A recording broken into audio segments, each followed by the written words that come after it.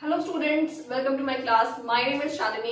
आज हम लोग पढ़ने वाले हैं क्लास 10th का chapter number 4 carbon and its compounds.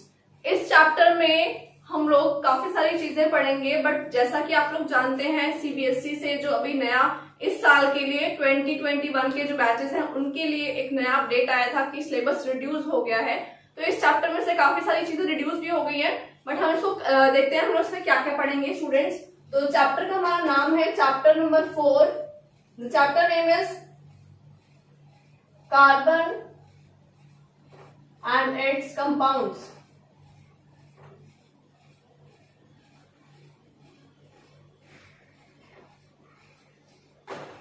तो students, as the name suggest, जैसा कि आपको नाम से पता लग रहा है कि इस चैप्टर में हमें कार्बन के बारे में काफी सारी चीजें पढ़नी है, राइट। कार्बन एक एलिमेंट है, उसके बारे में हम काफी सारी चीजें पढ़ेंगे। कार्बन कार्बन का सिंबल होता है सी, कैपिटल सी इसका सिंबल है बच्चों। इसका एटॉमिक नंबर क्या होगा? Atomic number is 6 and carbon जो है वो एक नॉन मेटल है। नॉन मेटल है बच्चों। नॉन मेटल का मतलब है कि ये जो पीरियोडिक टेबल है उसमें हमेशा राइट हैंड साइड की तरफ आता है। जैसा आपकी पीरियोडिक टेबल जानते हो इस तरह की शेप की होती है। तो कार्बन की जो पोजीशन है बच्चों वो यहाँ पे आती है, ठीक है, यहाँ पे आएगी क्योंकि सबसे पहले वाले ग्रुप में ही होता है, पीरियड में ही होता है। तो कार्बन इज नॉन मेटल क्योंकि ये हमारे कौन से ब्लॉक का पार्ट है? पी ब्लॉक का पार्ट है। This is P block. तो यहाँ ये पाया जाता है। बाकी सारे ये एस है, ये पी है, ये डी है एंड ये एफ होता है, ठीक है स्टूडेंट्स। वैसे अब हम ये सारी चीजें चैप्टर नंबर 5 में पढ़ेंगे, केमिस्ट्री में ही। तो ये है कार्बन। कार्बन की एग्जिस्टेंस कैसी है? एग्जिस्टेंस या हम कह सकते हैं अकरेंस। कहाँ पाया जाता है, किस फॉर्म में पाया जाता है? कार्बन हमारे आसपास में बहुत सारी अलग अलग चीजों में पाया जाता है। सबसे पहली बात है कार्बन डाइऑक्साइड। आप लोग जानते हो एक गैस है कार्बन डाइऑक्साइड जो एनवायरमेंट में पाई जाती है। इसके अलावा बहुत सारी और भी चीजें हैं जो कार्बन से हमें, कार्बन जिस फॉर्म में पाया जाता है तो उसके बारे में लिख लेते हैं। Occurrence carbon as carbon dioxide, और हो सकता है हाइड्रोकार्बन्स। हाइड्रोकार्बन्स हाइड्रोकार्बन्स बच्चों वो कंपाउंड होते हैं जिसमें कार्बन और हाइड्रोजन जो है इनका कंपाउंड होता है। जैसे एग्जाम्पल के तौर पर मैं बोलूं CH4, तो ये एक हाइड्रोकार्बन है।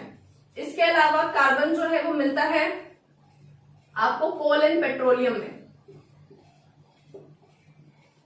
जो हमारे फॉसिल फ्यूल्स हैं उसके अंदर कार्बन बहुत ज्यादा हाई अमाउंट में पाया जाता है। इसके अलावा कार्बन जो है बच्चों वो हमें बहुत सारी अपने आसपास की चीजों में भी कार्बन प्रेजेंट है। कैसे? फूड में प्रेजेंट है, आपकी क्लोथिंग्स में प्रेजेंट है, ठीक है, और प्लास्टिक्स में प्रेजेंट है। प्लास्टिक्स में, पॉलीमर्स में, पीवीसी में प्रेजेंट है। अपने आसपास और चीजें देखिए आप रूम में, आपके आसपास ये स्विच बोर्ड्स हैं, बैकेलाइट जिसको बोलते हैं, उसमें भी कार्बन है। और सोचिए जो लिविंग चीजें, प्लांट्स हैं, उनके अंदर भी कार्बन है। तो ये सारी चीजों के अंदर कार्बन प्रेजेंट है। वुड के अंदर कार्बन है, वुड हो गया, पेपर हो गया, इन सब में स्टूडेंट्स कार्बन प्रेजेंट है। तो carbon is a versatile element, ऐसा एलिमेंट है जो काफी सारी जगह प्रेजेंट है। इसकी जो अकरेंस है उसको हम लिमिट नहीं कर सकते। एक जगह प्रेजेंट नहीं है, बहुत सारी जगह प्रेजेंट है अलग अलग फॉर्म्स में। आगे हम डिस्कस करते हैं एलोट्रॉप्स ऑफ कार्बन। लिख लेते हैं इसको, एलोट्रॉप्स ऑफ कार्बन। तो बच्चे क्लास 9th में आपने आइसोटोप्स पढ़े हैं। आइसोटोप्स अलग चीज होती है, एलोट्रॉप्स अलग चीज होती है। यहां आपको पढ़ना है एलोट्रॉप्स। तो एलोट्रॉप्स बच्चों होते क्या है? एलोट्रॉप्स का मतलब होता है कार्बन की ही अलग अलग फॉर्म्स हैं, इनकी physical nature, physical existence, physical देखने में अपीयरेंस अलग है, but chemically these all are carbon. तो उसे हम बोलते हैं एलोट्रॉप्स। एलोट्रॉप्स का मतलब क्या है? डेफिनेशन लिख लेते हैं। Allotropes are those forms of elements which have similar chemical properties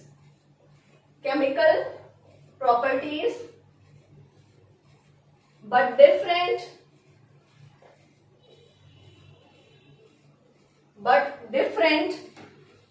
physical properties। तो स्टूडेंट्स इस बात का मतलब क्या है वो मैं आपको समझा देती हूँ। इस बात का मतलब है बच्चों की अलग अलग फॉर्म्स होंगी, जैसे कि कार्बन के डायमंड भी एलोट्रॉप है और ग्रेफाइट भी, पर डायमंड और ग्रेफाइट देखने में अलग अलग है। डायमंड देखने में अलग होता है, ग्रेफाइट देखने में अलग होता है, बट दोनों बने हुए कार्बन से ही है, दोनों का फॉर्मूला सेम है, केमिकली दीज आर सेम। तो हम कह सकते हैं एलोट्रॉप्स ऑफ कार्बन वो होते हैं जिसमें केमिकल प्रॉपर्टीज जो है वो सिमिलर हो बट फिजिकल प्रॉपर्टीज जो है वो डिफरेंट हो, वो अलग हो। तो स्टूडेंट्स एलोट्रॉप्स ऑफ कार्बन का मतलब यही होता है कि आपका जो भी मटेरियल है, जो भी आपके सब्सटेंस है जिसकी आप बात कर रहे हो, वो केमिकली अंदर से सेम होना चाहिए बट बाहर से देखने में अपीयरेंस वाइज फिजिकली वो अलग हो सकता है। तो आगे चलते हैं हम लोग। एलोट्रॉप्स ऑफ कार्बन में हम पढ़ेंगे क्या क्या क्लासिफिकेशंस हैं। एक फ्लो चार्ट पढ़ लेते हैं बच्चों एलोट्रॉप्स ऑफ कार्बन का, कि एलोट्रॉप्स ऑफ कार्बन कितने होते हैं, कितने तरह के होते हैं, उसको हम देखते हैं। दो में डिवाइड करेंगे इसको। पहला क्लासिफिकेशन है आपके क्रिस्टलाइन एंड अमॉर्फस। बच्चों इसका मतलब क्या है? क्रिस्टलाइन अमॉर्फस का क्या मतलब है? क्रिस्टलाइन का मतलब होता है क्रिस्टल जैसा। क्रिस्टल मतलब दो एग्जांपल देती हूँ मैं आपको। एक तो आप हाथ में नमक लीजिए, नमक को टच करके देखो कैसा फील हो रहा है आपको, दरदरा सा फील होगा, थोड़ा हाथ में मतलब आपको हार्ड लगेगा, वो चुभेगा हल्का सा। तो जो चीजें क्रिस्टल की जैसी होती हैं, हल्की चुभती हैं, वो होती है crystalline form. And amorphous form होती है जो जैसे पाउडर, चिकने पाउडर होते हैं, जैसे जो आप टैल्कम पाउडर यूज करते हो, गर्मियों में पाउडर लगाते हैं, वो वाला पाउडर जो अपने बॉडी पे यूज करते हो, वो टच करने में कैसा होता है? वो बहुत ही सॉफ्ट होता है, तो उसको हम बोलते हैं अमॉर्फस।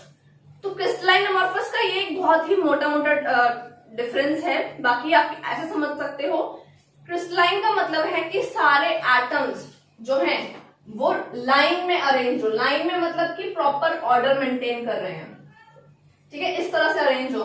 बट अमॉर्फस में ऐसा कुछ नहीं होता है। अमॉर्फस में कोई कैसे भी अरेंज हो सकता है, कोई भी एटम कहीं भी अरेंज हो सकता है, ठीक है। तो पहले डिफरेंस क्या है? पहला पॉइंट क्या है? एटम्स हैव डेफिनेट या रेगुलर अरेंजमेंट। एटम्स कैसे अरेंज है? रेगुलर अरेंजमेंट में अरेंज है, एक के बाद एक लाइन से ज्योमेट्रिकली अरेंज है। बट एमॉर्फस में कैसा? कुछ भी नहीं है। हम लिख लेंगे एटम्स आर अरेंज्ड रैंडमली। कैसे अरेंज है? रैंडमली अरेंज है, ठीक है। तो स्टूडेंट्स क्रिस्टलाइन अमॉर्फस दो मोटी मोटी कैटेगरीज है हमारे पास। अब इनके हम फर्दर कैटेगरीज देख लेते हैं कि क्रिस्टलाइन टाइप का कार्बन कौन सा है, अमॉर्फस टाइप का कार्बन कौन सा है। एग्जांपल देखें, क्रिस्टलाइन का टाइप है सबसे पहले डायमंड। डायमंड आप सब लोग जानते हैं, गर्ल्स तो बहुत अच्छे से जानती है डायमंड क्या होता है, ठीक है। तो डायमंड पहली चीज। दूसरा है graphite and third is diamond, graphite and third है हमारा फलरीन, ठीक है। तो ये तीनों है बच्चों क्रिस्टलाइन फॉर्म्स। इन तीनों में जो कार्बन है वो ऐसे प्रॉपर्ली अरेंज होते हैं, उनकी एक अरेंजमेंट की पर्टिकुलर आप कह सकते हो कि तरीका है अरेंज होने का, ठीक है। बट इन अमॉर्फस उसके एग्जांपल देख लेते हैं।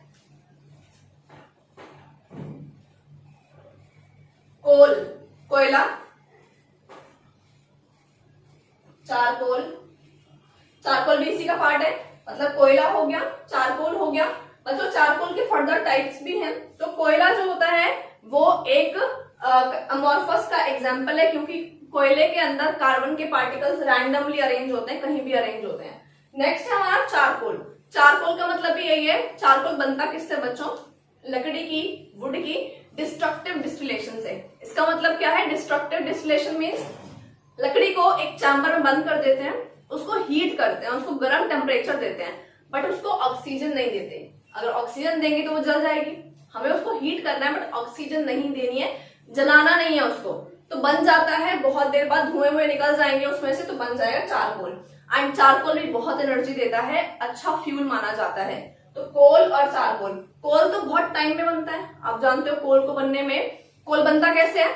लकड़ियां, पेड़ या जो ह्यूमन बींग्स, लिविंग बींग जो पहले जिंदा थे अब मर चुके हैं, वो जमीन के अंदर दब जाते हैं, तो over the time temperature, pressure ये सब लगता है उनके ऊपर, तो ये सारी चीजें कन्वर्ट हो जाती हैं कोल के अंदर।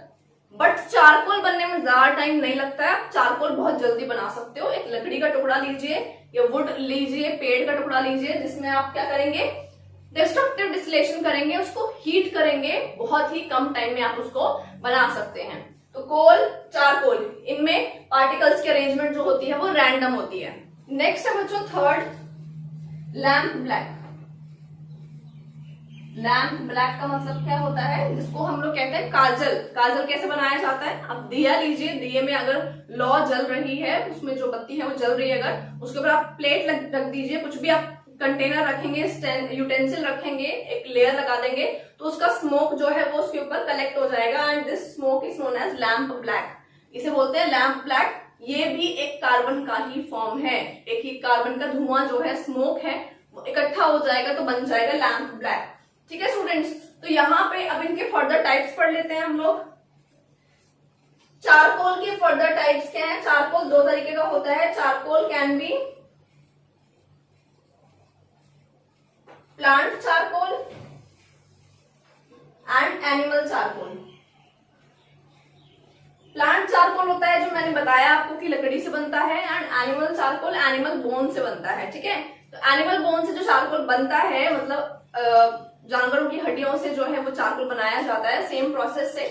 उससे शुगर क्लीनिंग करी जाती है। शुगर जो आप चीनी खाते हो, चीनी व्हाइट कलर की होती है, बट चीनी एक्चुअल में व्हाइट कलर की नहीं होती है। चीनी जब बनती है तो ब्राउन कलर की होती है, एंड फिर उसको क्लीन करते हैं किससे? एनिमल चारकोल से। एनिमल चारकोल का पाउडर उसमें मिला दिया जाता है, एंड उसके बाद में उसमें से जो गंदगी होती है चीनी में, जो चीनी ब्राउन या ब्लैक कलर की थी, वो सारी गंदगी जो है एनिमल चारकोल एब्जॉर्ब कर लेता है और उसको फिर हटा दिया जाता है। जो फिर जो चीनी बचती है वो व्हाइट चीनी होती है। तो एनिमल चारकोल यूज किया जाता है चीनी को साफ करने के लिए, उसको प्यूरिफाई करने के लिए। तो स्टूडेंट्स, अभी हमने पढ़ा है allotropes of carbon and carbon के बारे में इंट्रोडक्शन, इतना हमने पढ़ लिया है। अभी आगे डिस्कस करते हैं।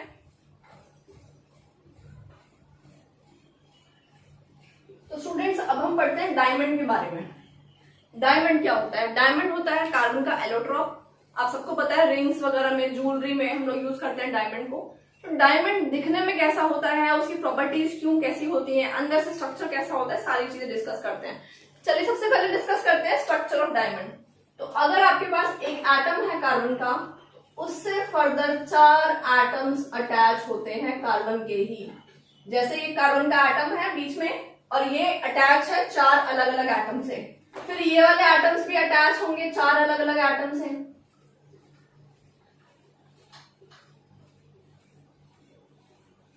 सिमिलरली हर एटम जो है बच्चों को 3 अलग अलग 4 अलग अलग एटम से जुड़ा होता है। तो इसे कह सकते हैं कि इसका जो स्ट्रक्चर होता है वो एक नेटवर्क स्ट्रक्चर होता है। नेटवर्क स्ट्रक्चर होता है।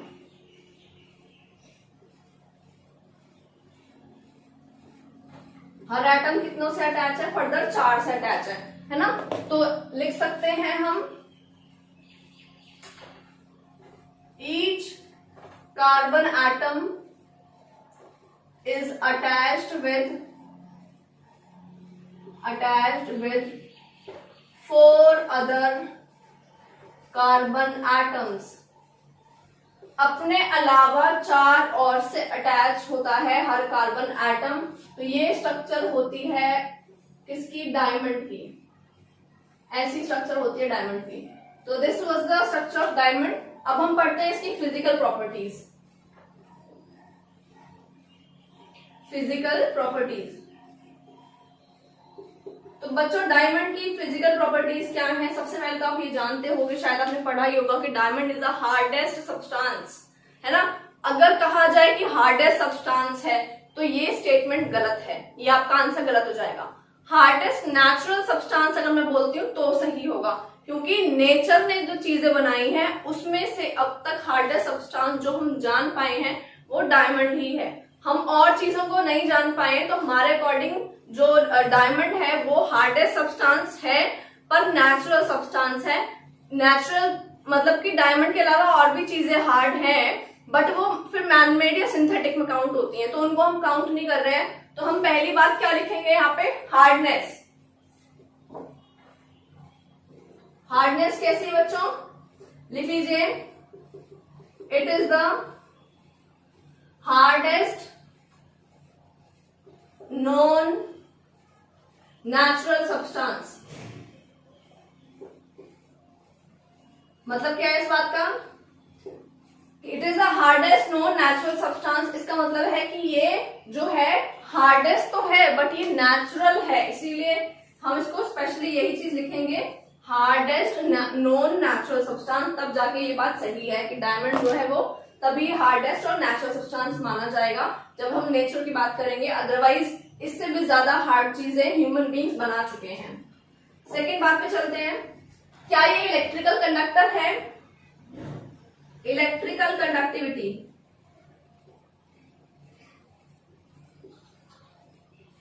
इलेक्ट्रिकल कंडक्टिविटी नहीं शो करता है ये, नो। क्यों नहीं शो करता है? रीजन क्या है इसका वो पढ़ते हैं बच्चों। तो रीजन इसका ये होगा, इसका रीजन क्या होगा यहाँ पे?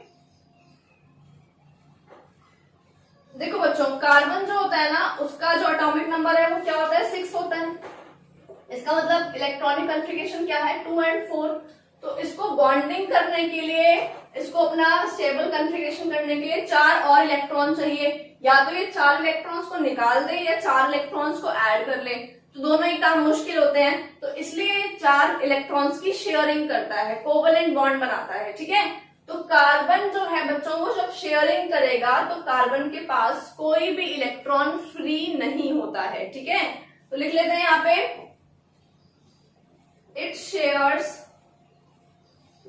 It's all 4 valence electron. 4 ही वैलेंस इलेक्ट्रॉन है, सबको शेयर कर लेता है। All 4 electrons and no electron is free.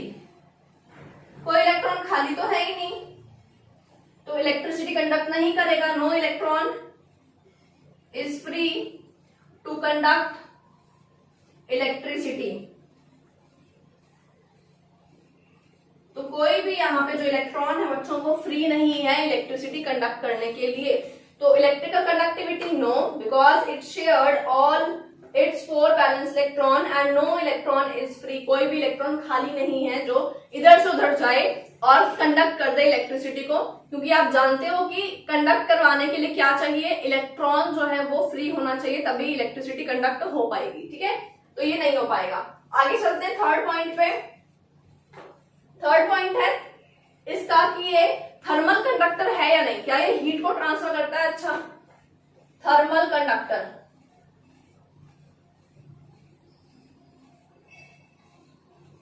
Thermal conductivity कैसी है वो चेक कर लेते हैं इसकी। तो बच्चों ये थर्मल कंडक्टर तो बहुत अच्छा है, थर्मल कंडक्टिविटी अच्छी शो करता है। इसी वजह से हम डायमंड को सिलेक्ट करते हैं इन मेकिंग टूल्स बनाने में। मतलब कि ग्लास कटर जो होता है, जो कांच को काटने के काम आता है, उस टूल में उसकी टिप पर, जैसे मान लीजिए ये कटर है तो इसकी टिप पर यहाँ पे हम क्या लगाएंगे? डायमंड लगाएंगे, जिसकी वजह से वो हीट नहीं होता, ओवर हीट नहीं होता और उससे आसानी से ग्लास को कट किया जा सकता है। बल्कि अगर इसकी जगह हम कोई मेटल लगाएं, कोई भी एलिमेंट लगा दें, वो हीटअप हो जाएगा तो मेल्ट भी हो सकता है, बट डायमंड ऐसा नहीं होता है, ठीक है। तो हम यहाँ लिख सकते हैं good thermal conductor, good thermal conductor, अच्छा थर्मल कंडक्टर है, that is why it is used, that's why it is used in making tools, औजार बनाने में काम आता है। सबसे अच्छा एग्जांपल मैंने क्या दिया है आपको, ग्लास कटर बनाने में, कांच को काटने का काम आता है। तो ग्लास कटर जो होता है उसके टिप पे डायमंड होता है, ठीक है। Example, glass cutter tip is made up of diamond, is made up of diamond, diamond से बनता है ये, ठीक है बच्चों। तो ये क्लियर हो गया यहाँ पे आपको, थर्मल कंडक्टर ये अच्छा है। Now we are coming to its melting point, melting point, melting point कैसा है इसका, आप बताइए, सोचिए जरा कैसा कैसा होगा, हाई होगा या लो होगा। जब इतनी अच्छी प्रॉपर्टी शो कर रहा है, स्ट्रेंथ है इसमें इतनी अच्छी, तो बच्चों ये मेल्टिंग पॉइंट भी इसका हाई होगा। तो लिख लेते हैं हम इसके आगे, हाई मेल्टिंग पॉइंट कितना, फिर भी अप्रोक्सीमेटली 3900 डिग्री सेल्सियस इतना होता है इसका मेल्टिंग पॉइंट, जो काफी ज्यादा है, काफी अच्छा हाई मेल्टिंग पॉइंट है। और ये मेल्टिंग पॉइंट भी जब हाई प्रेशर लगाते हैं तभी हम अचीव कर सकते हैं, वरना ये मेल्टिंग पॉइंट अचीव नहीं होता है और डायमंड मेल्ट नहीं करता है। तो high melting point is approximate कितना है, which is obtained on high pressure. तो हाई प्रेशर पे ही ये हमें टेम्परेचर पे मेल्ट कर पाएंगे हम किसको, डायमंड को, अदरवाइज नहीं कर पाएगा, ठीक है। Come to the next property number 5। Next is इसकी जो कह सकते हो डायमंड जो है वो शाइन करता है, ठीक है। डायमंड जो है वो अच्छे से, जब देखते हैं डायमंड की क्यों बनाई जाती है ज्वेलरी, बिकॉज इट शाइन्स। तो डायमंड का जो है रिफ्रैक्टिव इंडेक्स बहुत अच्छा होता है, रिफ्रैक्टिव इंडेक्स। तो कितना होता है इसका रिफ्रैक्टिव इंडेक्स, पॉइंट वैल्यू याद कर लीजिए, 2.5 होता है बच्चों, जिसकी वजह से ये क्या करता है, लाइट को क्या करता है, रिफ्रैक्ट अच्छे से कर पाता है, help to show high brilliance of light and shines,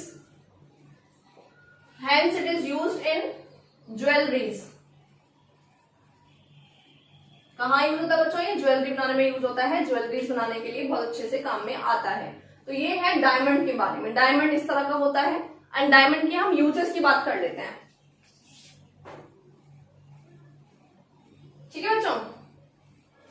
तो स्टूडेंट्स यूजेस की बात करते हैं, इससे पहले हम एक पॉइंट लिख लेते हैं कि डायमंड जो है हार्डेस्ट सब्सटेंस क्यों है, बिकॉज ये जो बॉन्ड्स होते हैं ना, ये कैसे बॉन्ड्स हैं, कोवेलेंट बॉन्ड है, कोवेलेंट बॉन्ड। तो आपसे क्वेश्चन आ जाए कि why diamond is so strong, why diamond is hardest substance, तो आपको लिखना है diamond is made up of single covalent bonds arranged in network. ये नेटवर्क में अरेंज्ड है, कैसे अरेंज्ड है, कोवेलेंट बॉन्ड तो है बट नेटवर्क स्ट्रक्चर है, ठीक है। तो आपको जो क्वेश्चन आ जाता है तो आप लिखोगे it is made up of covalent bonds and network structure is present, that's why it is very hard, ठीक है, इसलिए ये हार्ड है।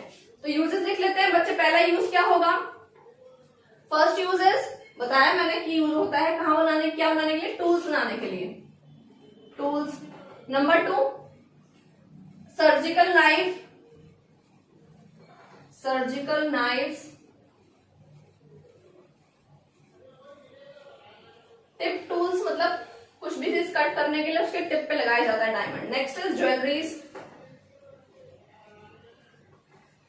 ठीक है। Fourth converting metal into wires, metals को कन्वर्ट करता है अगर वायर्स में, तो ये उसमें काम आता है। तो स्टूडेंट्स अभी पढ़ लिया है हमने डायमंड के बारे में। तो आज की हमारी क्लास यहीं तक थी। नेक्स्ट क्लास में हम पढ़ेंगे ग्रेफाइट के बारे में और कार्बन की और प्रॉपर्टीज को डिस्कस करेंगे। अगर मेरी क्लास आपको अच्छी लगी हो तो उसको लाइक जरूर करें, मेरे चैनल को सब्सक्राइब जरूर करें। Thank you, bye bye.